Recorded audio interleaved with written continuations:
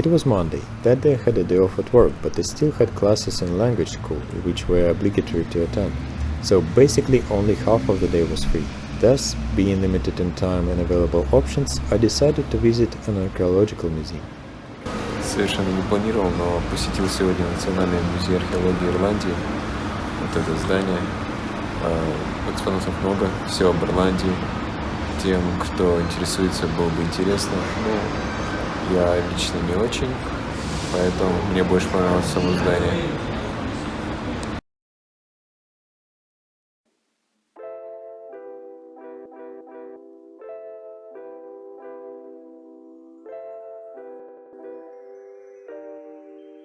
The museum itself is located on Kildare Street in Dublin too, but I think since it's in the city center, you can easily stumble across it even without knowing the address. It is worth saying that doing my short research for this video, I found lots of fascinating facts about the museum and its exhibits, which might be interesting to read about, but I'm afraid a bit boring to hear from a video like this, so I decided not to include them. However, back then I didn't know anything about this museum except its location and that there is no entrance fee, so I didn't have any expectations. And now, let's have a closer look. As soon as you enter, the first thing you'll see here is a huge room with such a magnificent dome.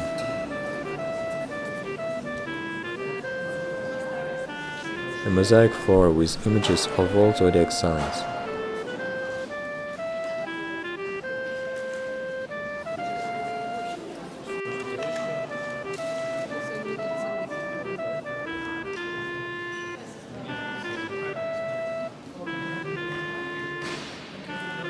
It looks superb, however, I wonder why they depicted a crab here but not cancer.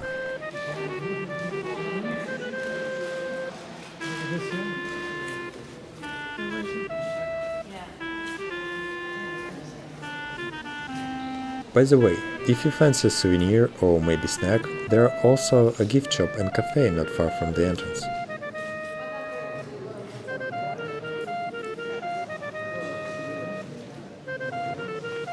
According to the official website of the museum, visitors can see here important archaeological artifacts dating from 7000 BC up to the 20th century, from prehistoric Ireland to ancient Egypt. And these are some of them.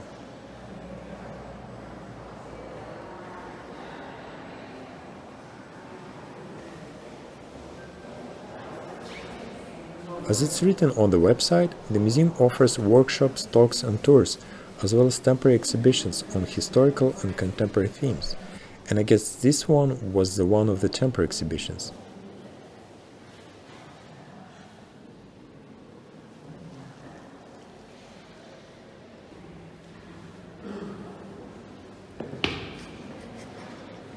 The museum itself is small, but architecturally very beautiful.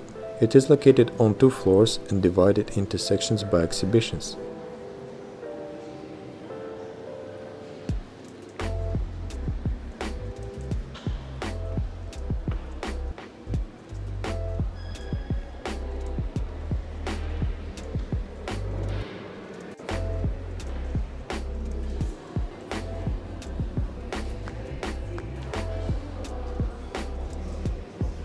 In addition, from the first floor you can gain an understanding of what you already seen and what haven't yet.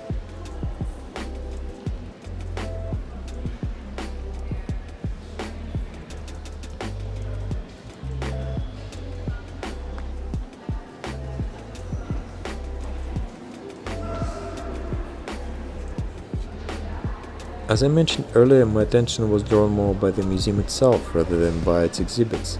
However, I still could find some of them interesting. For instance, these old swords and their replicas.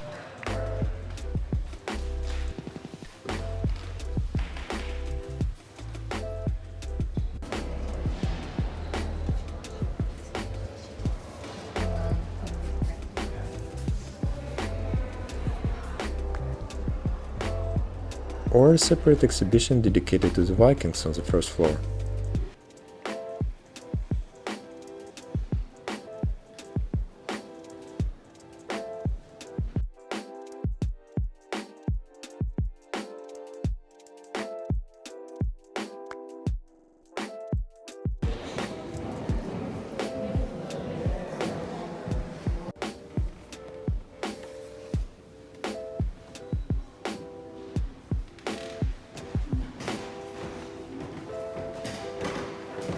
And here's what else caught my eye. This showcase displaying tiles decorated with geometric animal and foliage designs.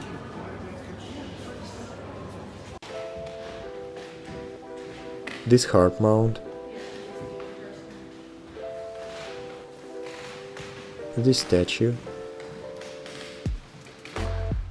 And of course, parquet flooring that makes you feel uncomfortable with every step you take.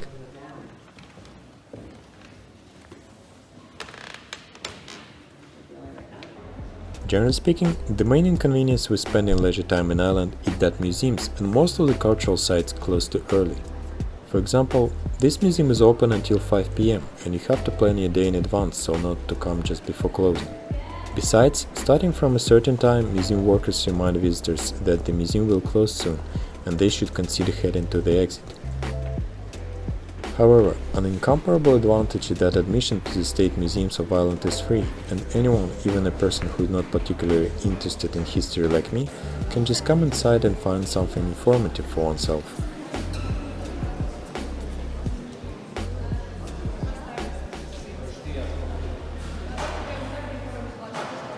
I would note that working hours of each museum should be checked separately, since after the closure of this one, I stopped by at the National Library of Ireland, which was still open and located directly opposite.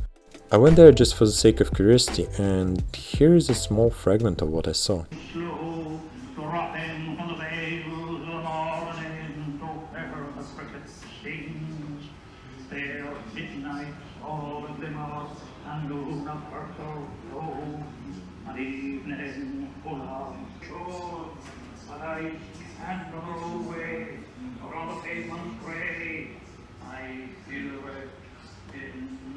In fact, there are many different sites and places that you can visit in Ireland.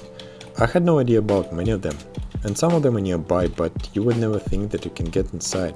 So, at the beginning of 2020, I visited the government buildings, from where later statements on the situation with COVID-19 were made. It was not allowed to take pictures there, but that visit was memorable, mostly because of Gadi following our group during the tour.